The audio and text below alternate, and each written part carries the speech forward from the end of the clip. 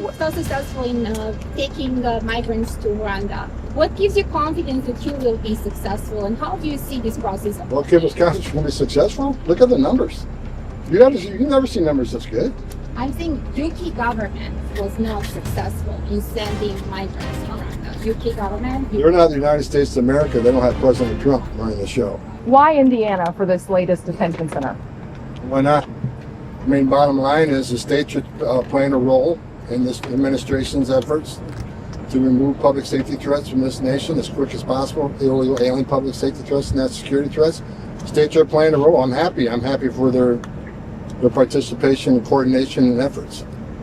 How quickly could we see it up and running? I don't have exact deadline on it.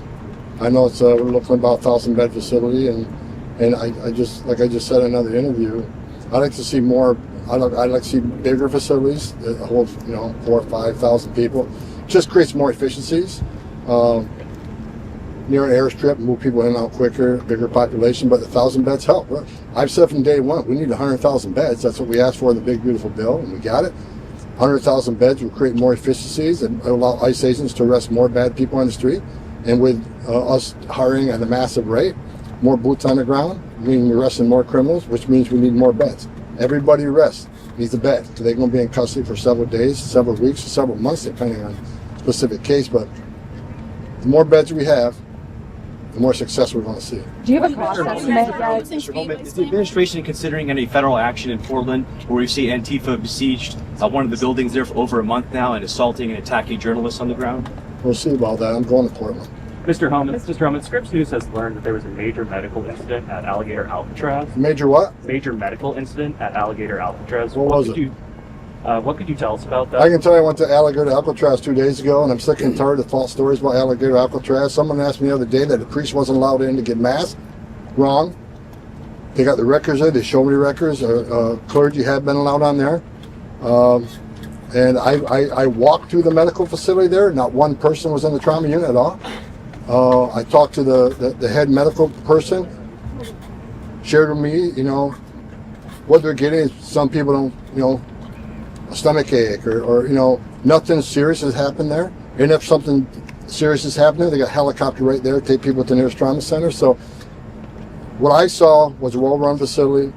And the reason I went down there is because I get asked these questions all the time about the terrible, terrible Alligator Alcatraz.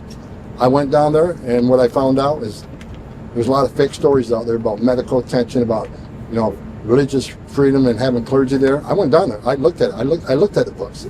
So it's simply a false story. Will you use the name Speedway Slammer after the IndyCar rejected it? You say a word about reassigning FEMA? Look, I don't name the facilities, but I'll say this: the work of ICE, the men and women of ICE are trying to do their job with integrity and honor. I don't want these names to detract from that. So not naming the facilities, but I wasn't involved in that, but I want people to focus on the hard work and the dangerous work the men and women of ICE are doing. And they're doing the integrity of honor, and I want us to stick to that.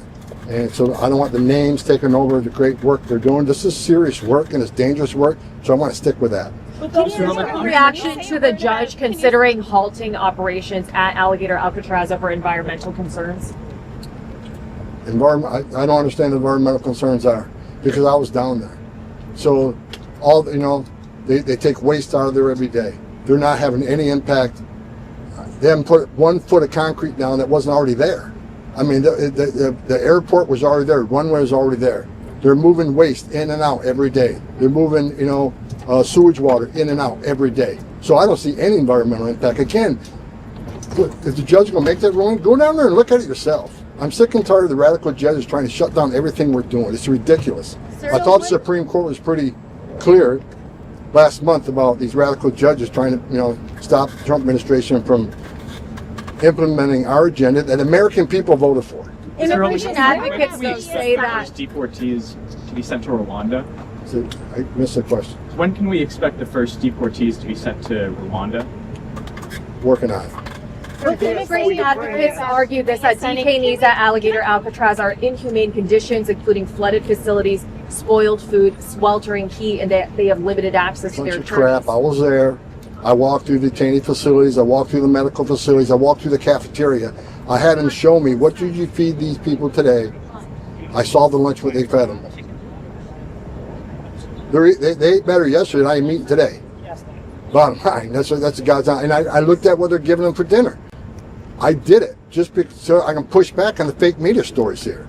I went down there. I saw the meals. I'd sit down and have one of those meals. And I went through I didn't see any flooding. I went through the facilities where they're being detained, the air conditioning, the level of comfort. I was wearing a suit and I wasn't sweating. So again, fake stories. TPS for Ukrainian people, Mr. Homan. TPS for Ukrainian people.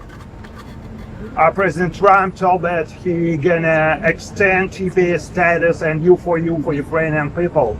Are you going to do that? That's the Secretary of Homeland. That's Christy Noem's calling on mine. Two questions for you. Sir, can I just ask about FEMA? So there's reports that you're going to be reassigning FEMA agents to work on ICE missions. Would that be a temporary thing, or are you talking about that? I have not heard that. You're the first one to say that to me, so I'm not aware of that. And are you still, Mr. Homan, are you still targeting this 3,000 arrest a day a target, or how should we think about your capacity to arrest with these? Look, I think the Department of 3,000 arrests. People say what a ridiculous number. Do the math. We'd have to arrest 7,000 people every day for the remainder of this administration just to remove the people Joe Biden released in the country. 3,000, in my opinion, is not a target. It's not my target. But, everybody says 3,000 is a ridiculous, goal.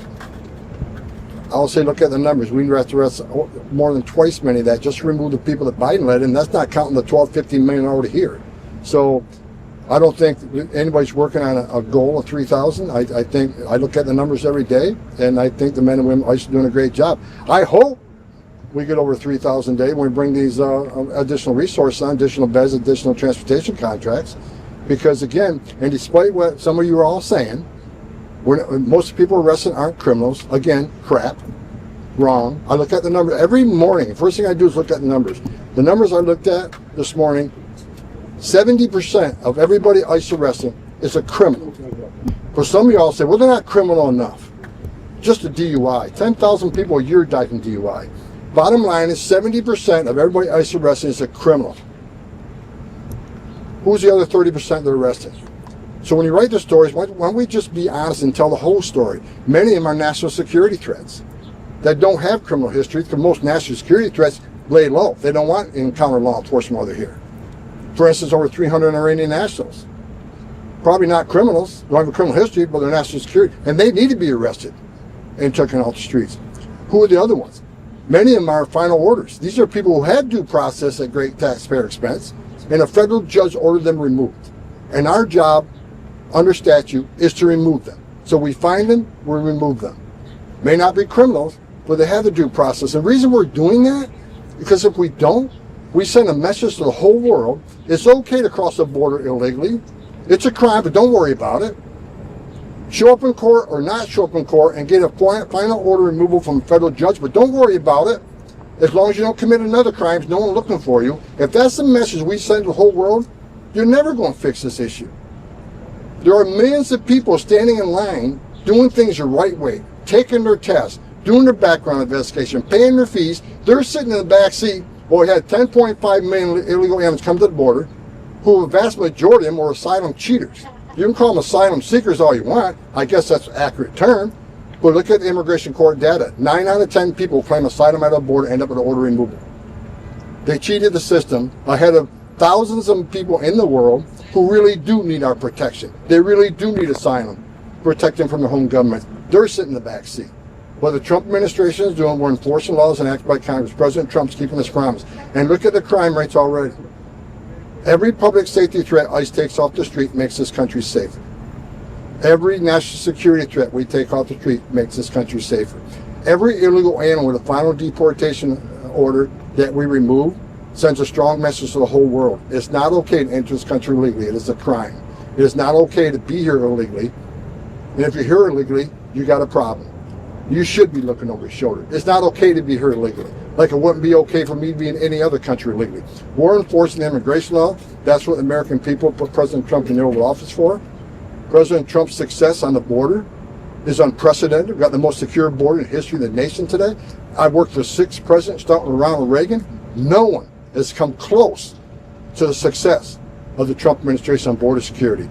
And I looked at the numbers this morning. Again, over 300,000 repatriations since January when President Trump came in office. Do the math. That's historic, especially when 70% of those are public safety threats and national security threats. No one does it better than the man sitting in the White House here, Donald Trump. And I'm proud every day when I wake up. I'm proud to work for this president because he's making this country safe again every day, and you all see the numbers. Mr. Homan, what is the cost? What is the cost estimates for? Your government is so successful in taking migrants to Rwanda. What gives you confidence that you will be successful, and how do you see this process? What gives us confidence we're going to be successful? Look at the numbers. You've never seen numbers this good. I think UK government was not successful in sending migrants to Rwanda. UK government. They're not the United States of America. They don't have President Trump running the show. Mr. Homan, question on farm workers. The president said in his interview with CNBC that he wants to work with farmers to help them with their labor needs. So we're sending back migrant farm workers back to their countries and then with a pass back in legally. What does that mean? Because the administration has been a little inconsistent in describing the case for migrant farm workers. So is that a system in place right now? Because the president said that's what was happening, that migrants are being sent back to their home countries and then being given a pass to come back here to work on the farms. I don't know. I mean, I'm not going to get ahead of the president. I don't think there's been any formal policy that's been signed or pushed out to agencies until we have a final plan. I'm not going to comment on it because I'm not involved in those discussions right now, so I'm not going to get ahead of the president. We'll see where it goes. I know the president made a statement that farmers may need help, and I know him and others are talking about it, and we'll see what comes out of it. I don't want to get ahead of the president. Are there still operations happening at farms and agriculture facilities? We do operations. The worksite operations are based on, again, a prioritization. We're trying to prioritize worksite enforcement based on criminal activity. Like the warrant we served in Los Angeles that started all the riots. People said that, ICE do another racial profiling operation, which is total garbage. We were serving criminal warrants at a facility that was involved with money laundering, tax evasion, and trafficking. That's why we were there. So we try to prioritize our worksite enforcement on criminal cases. Those we have information of labor, forced labor trafficking. Those we have information on tax evasion. So that's what we're doing. We prioritize everything we do. So if there's a hotel that we know there's criminal sex trafficking or criminal labor trafficking or someone's being abused, someone's at danger, we're going to investigate. Mr. Homan, what are the cost estimates? Mr. Homan, what are the cost estimates for this detention center in Indiana? Who came up with the name? And also, how much is this going to look like Alligator Alcatraz? I don't know who came up with the name, and I don't know the details. But I'll say this again: 1,000 beds come in very handy, and I'm glad the states are stepping up to help us do this. Every bed we bring on, we fill pretty quickly. I mean, we don't have less than several hundred beds this morning.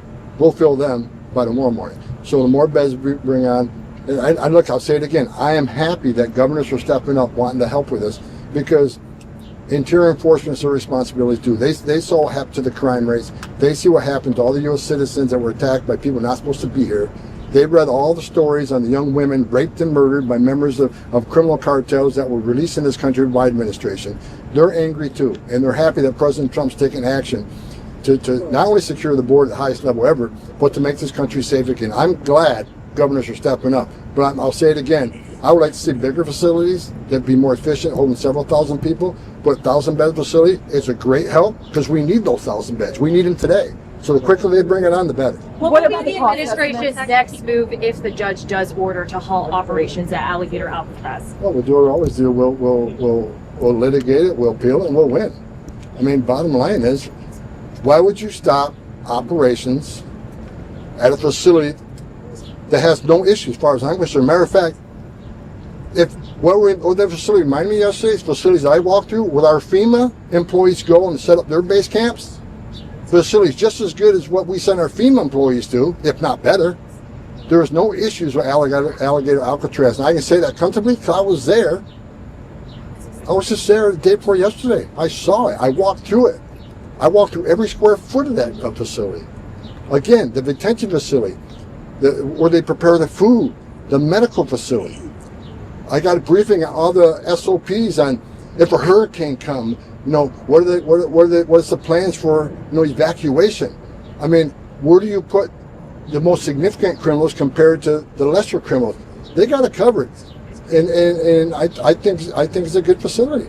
I didn't see a single issue, and I was there all day. Tom, can you update us on the hiring process? How many more ICE agents you need, and are you getting a tick in people applying? We have no problem recruiting. We got record numbers. Border Czar has a record number of people wanting to become part of the Border Czar. Overwhelming number. ICE the same way. I've shared this a couple weeks ago. I actually used to have a LinkedIn account, and I had to shut it down because I had thousands and thousands of people reaching out to me with whether they're just got out of the military, or whether they're police officers in counties and cities, or retired ICE agents, retired border agents, your average Americans. I mean, I love them all for wanting to come part, but it shut me down. So there's no lack of men and women that want to come and join this administration because they've seen the great things this administration is doing. Is the administration at all concerned that ICE is recruiting techniques? By ICE because we've had more interest coming from maybe ex-ICE agents, The or what was? maybe the age cap limit for officers to join ICE. It's no longer 37. It could be people older than 40 now. Yeah, I think it's a good thing. I mean, I'm 63 and I'd love to put a badge and gun on and go out there and do these things. I mean, bottom line is you got a lot of patriots, and I think, the age limits are decades old, and we need to look at that. But just because if someone comes in and they're, they're 55, maybe they can't carry a badge and gun, they can certainly do administrative duties and help ICE. They can do targeting, they can do intelligence, then don't put them on the street with a badge and gun. So we'll welcome a lot of people to come, not just do law enforcement work, but do the other work that doesn't require a badge and gun. When they do that work, that means the badge and gun that's doing that work can leave that work and go on the street and let the new guy sit there and do the job that doesn't require a badge and gun. Are there any plans to protect people here under DACA from deportation? President Trump is he's been clear on that, and you don't see, again, the prioritization speaks for itself. Public safety threats and national security threats. So that's what prioritization is. No one's prioritizing DACA. And like under first Trump administration, he came up with a plan to fix DACA, and who shut it down? Nancy Pelosi and Chuck Schumer. It wasn't President Trump. One more question. Can you give us an estimate of how many people are using the CPB Home Act to self-deport? I haven't looked at that recently. Last time I looked, it was about 7,000. Last number, and that was weeks ago. It was 7,000. But I think there have been several studies done. Over 1 million illegal aliens have left this country on their own. I think they're seeing a couple things. Number one, they want the ability to come back on their legal program. And then we said it before, if you get formally deported and we have to go find you and go through that whole process, there's a statutory bar on you ever coming back. Anywhere from 5 years to 20 years, depending on a specific case, sometimes never coming back. So I think the message the Secretary's been sending is, if you're in the country legally, go on your own and leave opportunities for the future. And and you can get your affairs in order, contact ICE. They'll get your plane home.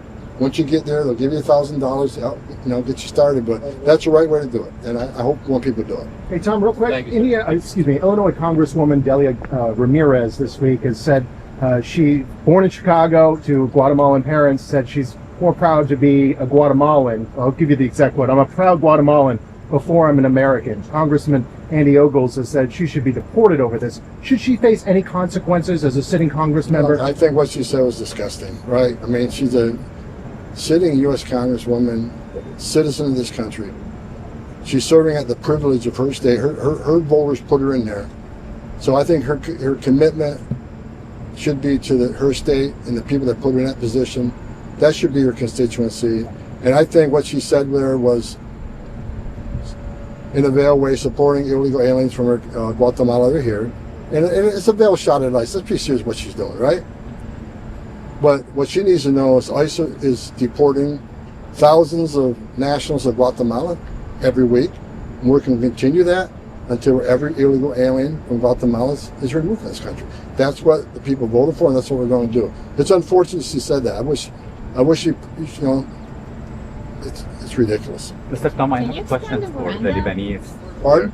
For the Lebanese, that they are in the country, that they have temporary protected status in the country, and they are Lebanese and they are in the country. Should the community in the U.S. prepare for stricter ICE enforcement, or for possible deportation if they are under temporary protected status? I'm not going to get ahead of the Secretary on that. TPS is her decision, not mine.